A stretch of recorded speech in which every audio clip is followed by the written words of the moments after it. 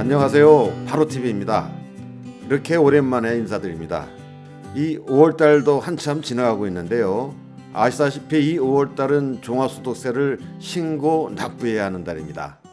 그래서 온라인상에 보면 상당히 많은 종합소득세 안내 영상들이 올라와 있습니다. 저희 바로TV도 조금 늦었습니다만 종합소득세 안내 영상을 만들어서 이렇게 올립니다. 이번 저희들의 영상은 대리기사라든가 퀵서비스 기사, 배달기사, 택배기사 이런 플랫폼 종사자들과 여러 프리랜서를 대상으로 하는 안내 영상입니다. 이 많은 종합소득세 안내 영상 중에서 이분들을 대상으로 하는 안내 영상들은 별로 눈에 띄지가 않습니다.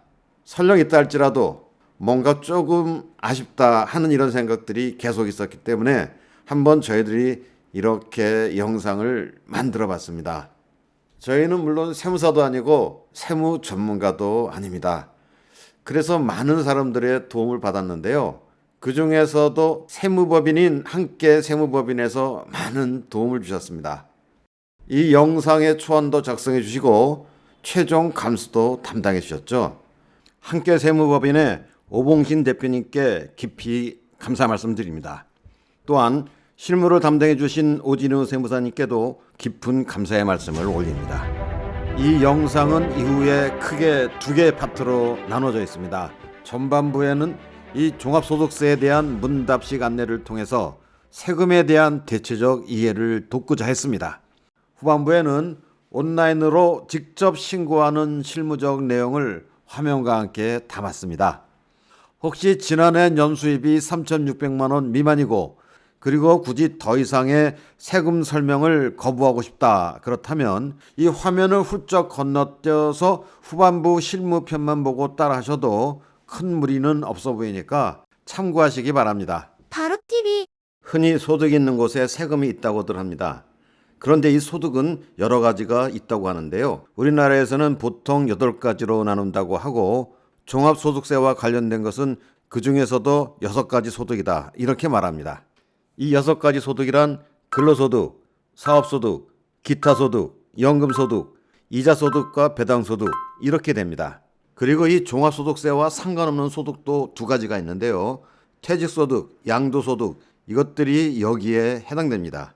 이거 외에도 이자소득과 배당소득 이것들도 연간 합산해서 2천만 원 이하이다. 이러면 종합소득세가 아니라 별개의 세금으로 납부한다고 합니다. 결국 이 종합소득세란 각 개인이 지난해에 벌어들인 이 6가지 소득 이것을 모두 합해서 매긴 세금입니다. 그리고 그 세금을 다음 연도 5월 달에 신고 납부해야 된다. 이렇게 정리하면 될 것 같습니다. 그러니까 결국 사람들이 어떻게 돈을 벌건 대부분의 사람들은 종합소득세를 내고 사는 것이다. 이렇게 보면 될 것 같은데요. 그런데 이렇게 말씀드리면 월급쟁이들은 종합소득세가 아니라 근로소득세를 내는 거 아닌가요? 이렇게 말씀하시는 분들이 있겠습니다. 하지만 이 월급쟁이들도 근로소득에 해당하는 종합소득세를 내는 겁니다. 단지 세금에 대한 신고와 납부 이런 것들을 회사가 대신해서 처리하는 거다 보니까 월급쟁이들이 5월 달에 따로 신고 납부할 필요가 없다. 이렇게 이해하시면 쉬울 것 같습니다. 대신 이 월급쟁이들은 회사가 요구하는 증빙자료를 갖다 내고 연말 결산을 확인하면 되는 겁니다. 그리고 월급쟁이면서도 투잡, 쓰리잡 하면서 사업소득이나 별도로 소득을 버는 사람들도 많은데요. 이런 사람들은 매달 자신의 월급에서 일부를 떼어 세금을 내고 연말 정산을 마쳤다. 그렇다고 해도 그 다음에 5월 달에 모든 소득을 합쳐서 종합소득세를 신고 납부해야 합니다. 플랫폼 종사자와 프리랜서 이 사람들도 개인사업자와 마찬가지로 사업소득에 해당하는 종합소득세를 납부하는 사람들입니다. 여기서 잠시 이분들에 대한 얘기를 좀 더 해야 되겠습니다. 작년 상반기 기준에서 고용보험에 가입한 플랫폼 노동자와 특권 노동자가 143만 명이 넘었다 합니다. 여기에다가 프리랜서와 개인사업자 이 사람들의 숫자는 사실 정확히 헤아릴 수도 없을 만큼 많습니다. 여기에다가 노동의 양극화 현상은 아주 극심하고 온라인 플랫폼 산업은 급팽창하고 있는 현실을 고려하면 이들 종사자에 대한 사회적 관심, 공정의 문제가 급부상할 수밖에 없다. 이렇게 생각합니다. 이 세금 문제에 있어서도 이분들에 대한 과세가 국세청의 새로운 세원 발굴이고 납부 의무를 강제하는 측면이 크지만 또한 동시에 이 세무 행정을 통한 사회 안전망 강화, 이러한 동기로 작용할 수 있다면 참 좋겠다 생각합니다. 첫째 질문, 종합소득세 신고를 반드시 해야 하나요? 네, 신고 대상자라면 반드시 해야 합니다. 혹 그간 일부 직종의 경우 법과 제도가 미비하고 관행적으로 소득 신고나 세금 신고는 안 해도 거의 문제가 없던 시절도 있었습니다. 특히 대리기사나 퀵서비스 기사, 택배기사, 보험 설계사처럼 종사자들이 노동자냐 개인 사업자냐 하는 사회적 합의가 제대로 이루어진 적도 없고, 그러다 보니 해당 소득이 근로소득이냐 사업소득이냐 혹은 기타 소득이냐 등등의 논란도 있어 왔습니다.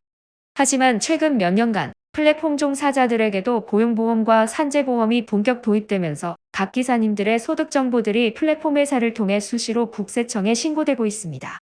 세무당국도 이제는 이분들에 대한 세금 정책을 본격 집행하고 있고, 더 이상 종합소득세 신고 납부가 면제되긴 힘든 여건이 되었습니다. 이 종소세 신고 기간은 매년 5월 1일부터 5월 말까지인데 세금 신고를 하지 않으면 추후 가산세가 부과되어 손해를 보게 됩니다. 세금 납부는 추가 납부 기간도 주어지고 조금 융통성이 있습니다만 세금 신고만큼은 그렇지 못합니다. 번거롭고 불편하시더라도 꼭 5월 말일까지 세금 신고를 해주시는 게 좋습니다. 둘째 질문, 종합소득세 신고를 어떻게 해야 하나요? 세무서를 방문하여 상담을 받아도 되고 세무사무실에 기장료를 내고 유료로 의뢰해도 됩니다. 하지만 제한할 수입이 3,600만 원 미만인 분이라면 온라인상에서 홈택스 또는 홈택스 모바일 버전인 손택스 프로그램을 통해 손쉽게 신고할 수 있습니다. 특히 국세청에서는 작년부터 각자 편리하게 신고를 마칠 수 있도록 모두 채용 서비스를 확대하고 홈택스 화면을 단순하게 개선했습니다. 이 영상에서는 주로 이런 온라인 신고 방법을 정리해드립니다. 전년도 1년간의 수입이 3,600만 원 이상인 분들도 모두 채용 서비스를 이용해 진행해도 되지만 이 경우 세금 절약을 하려면 가급적 필요 경비를 최대로 인정받는 게 중요합니다. 종사자님들이 부담하신 폴수수료, 프로그램비, 보험료, 이동비용, 식비, 차량 유지비 등등 업종의 특성에 맞게 비용을 제대로 인정받는 게 필요한데 이런 분들께서는 세무사 상담을 받아보시기를 권합니다. 셋째 질문, 세금 신고를 하려면 자신의 소득을 알아봐야 할 텐데요. 어떻게 할 수 있나요? 대리기사나 배달기사, 퀵서비스 기사는 카카오 모빌리티나 티맵 모빌리티, 혹은 로지소프트, 쿠팡, 배달의 민족, 인성 등등 자신이 사용하는 프로그램의 회사로부터 작년 2023년의 운행 수입 자료를 제공받아서 이용하면 됩니다. 대체적으로 각 종사자님들께서 사용하는 기사 어플을 통해 온라인으로 매출 자료를 제공받을 수 있을 겁니다. 예를 들어서 대리기사라면 카카오 모빌리티의 경우는 기사 앱의 메뉴에서 수입자료 발급 종합소득신고 순으로 버튼을 터치한 후 이메일을 통해 운행 수입 자료를 제공받을 수 있습니다. 티맵의 경우도 기사 앱의 메뉴에서 연간 운행 수입 자료 발급, 운행연도 선택, 발급하기 순으로 터치하여 이메일로 제공받을 수 있습니다. 넷째 질문, 세율과 세금은 어느 정도인가요? 올해 종합소득세는 화면에서 보듯이 6%에서 45%의 세율이 적용됩니다. 여기에서 세율이 적용되는 순소득 금액을 과세표준이라 하는데 이 과세표준은 매출이나 수입이 아니라 각종 경비를 제외한 소득의 소득공제액을 뺀 금액을 말합니다. 예를 들어보겠습니다. 어떤 대리기사님이 작년 1년 동안 수행한 총 콜액 운행비는 총 5천만 원이라 가정해봅니다. 그렇다면 이분의 작년 수입 또는 매출은 콜비를 뺀 금액이 됩니다. 수수료 즉 콜비가 20%라면 이 대리기사님의 제한할 수입 또는 매출은 4천만 원이 된다는 거죠. 이 4천만 원에서 각종 경비를 뺀 금액이 그분의 소득이 됩니다. 여기에다 각종 소득공제 혜택을 받고 나면 많은 경우 과세표준이 3,600만 원 미만이 되어 6%의 세율이 적용될 거라 봅니다. 질문 다섯 번째, 필요경비는 어떻게 산정하나요? 돈을 벌기 위해서는 일정한 경비가 들어갑니다. 당연히 소득을 산정하려면 경비 등을 제외시켜야 하는데 이 필요 경비를 증빙하기 위해서 사업자는 장부를 작성해야 합니다.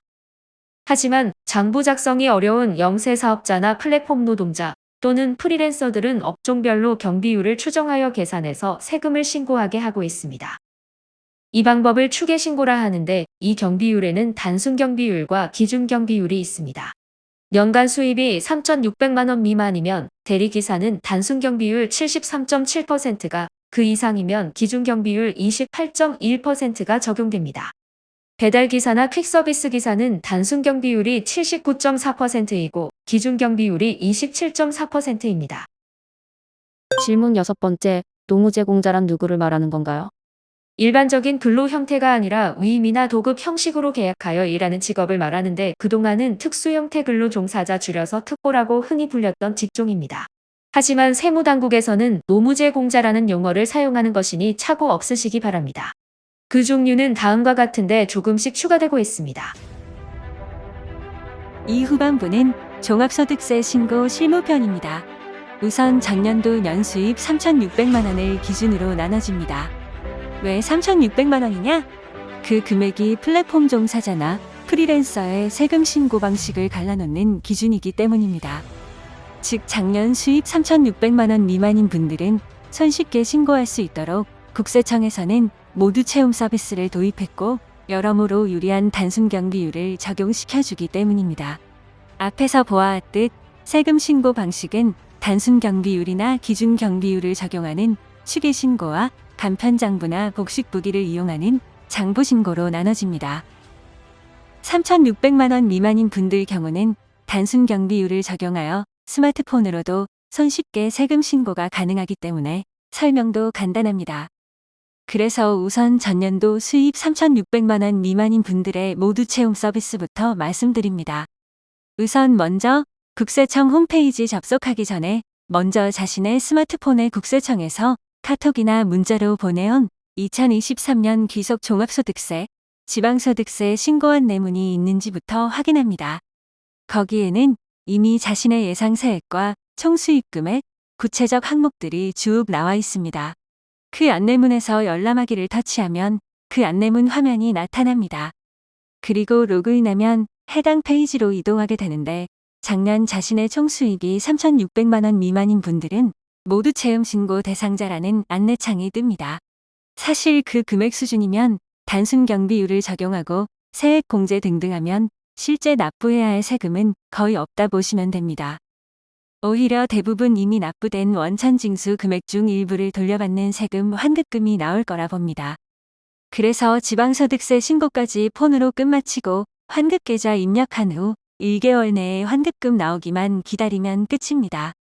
이분들은 이걸로 2024년 종합소득세 신고가 다 끝나버린 거라 굳이 컴퓨터로 홈택스를 들어가서 별도 작업을 하지 않아도 될 정도입니다. 단, 손택스에 기입된 수입과 세액에 동의하지 못한다면 홈택스로 로그인해서 수정합니다. 한편 작년 총수입이 3,600만 원 이상인 분들이 문제입니다. 이분들이라면 기본 경비율로 추계 신고를 하거나 장부 신고 둘 중 하나를 선택해서 세금 신고를 해야 합니다. 참고로 작년에는 연수입 3,600만 원이 넘더라도 최초로 종소세 신고하는 분 등이라면 기본 경비율을 적용시켜줬지만 올해는 그런 혜택이 없어진 것 같습니다.